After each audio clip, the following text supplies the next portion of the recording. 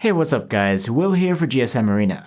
As far as flagship phones go, Motorola has been out of the game for a while, but that's all about to change with the new Moto Edge Plus. It brings the latest trends and innovations, and a hefty price tag to match. Let's go over its key features and see what it's all about. The Moto Edge series turns over a new leaf for Motorola, and the Edge Plus is unlike any phone they've released before. Its signature feature is its curved, endless edge screen, which wraps around the sides of the phone. The effect is that the phone looks sleek and razor thin, and the overall design is more angular than other phones. The glass build looks and feels premium, and all that's missing is IP-rated waterproofing, though there is some water resistance in the design. The Edge Plus's screen is a 6.7-inch OLED with a 1080p resolution and a punch hole cutout for the 25-megapixel selfie cam. This display is the first on a Motorola device with a fast 90Hz refresh rate, which means anything moving on the screen will appear smoother. But it's not just about the visuals. Moto has big claims for the Edge Plus's audio prowess, thanks to its wave-powered stereo speakers.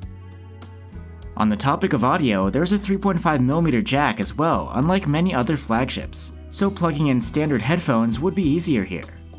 The Moto Edge Plus's interface is the standard Moto UI, which is quite close to stock Android 10.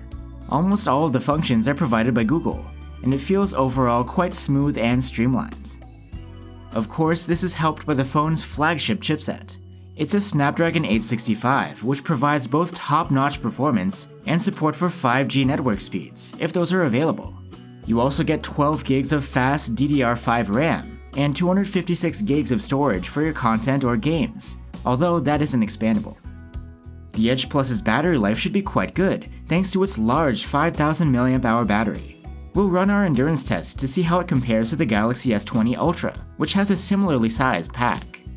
Even though it's large, the battery should charge up at a decent speed thanks to the bundled 18-watt turbo power charger. Plus, for convenience sake, there's support for wireless charging and reverse wireless charging too. Moto doesn't seem to have cut any corners on the camera front, bringing a quad camera setup to rival the best camera phones.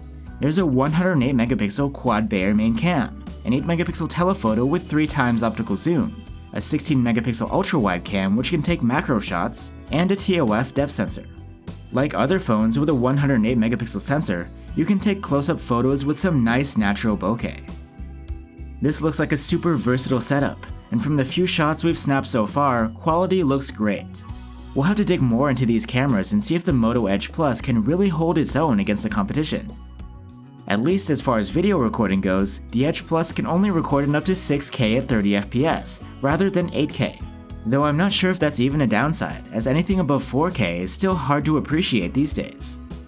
Here's a comparison to what the phone can do in 4K, which looks pretty nice. So there you have it guys. So far, the Moto Edge Plus looks like a nice phone, and a solid attempt by Moto to take a bite out of the flagship market.